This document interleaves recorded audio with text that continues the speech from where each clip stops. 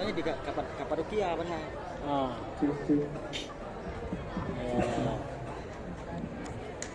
Katro di ro. Assalamualaikum warahmatullahi wabarakatuh. Perkenalkan, kami dari Farhan Force.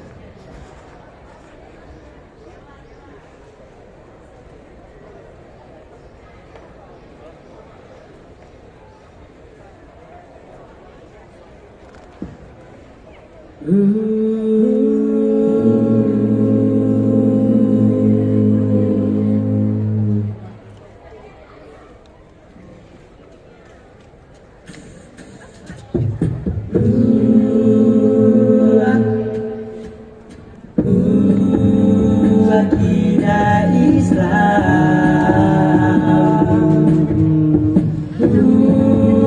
akidah Islam, akidah umat Islam. Dimulai dengan puji pada Ilahi, salawat salam tercurahkan kepada Nabi. Mari kita mengaji ilmu daruri dengan meyakini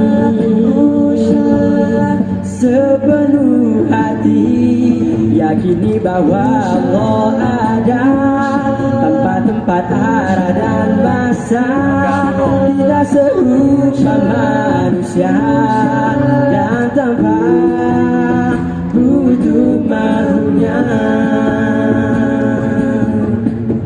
Ya kuasa melihat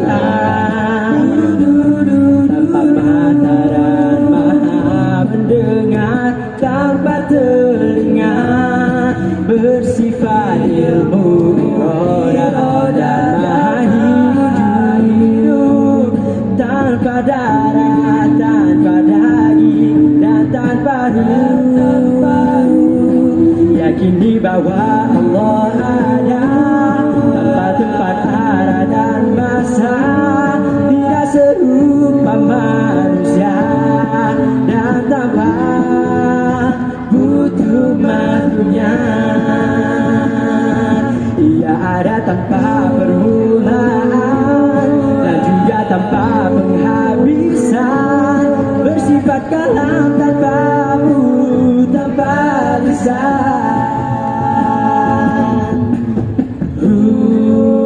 Akidah Islam,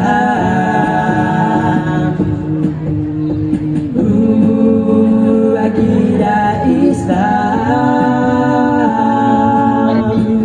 akidah umat Islam.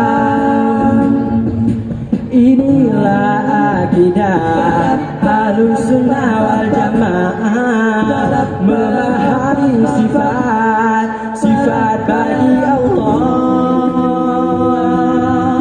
jauhi mujasim, akidah sesat salafi yang menyerupakan Allah dengan alam ini.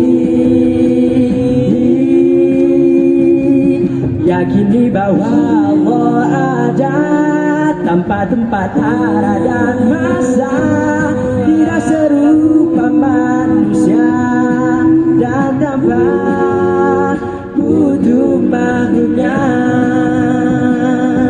Ia ada tanpa permulaan dan juga tanpa penghabisan, bersifat kalam tanpa mulut, tanpa lisan.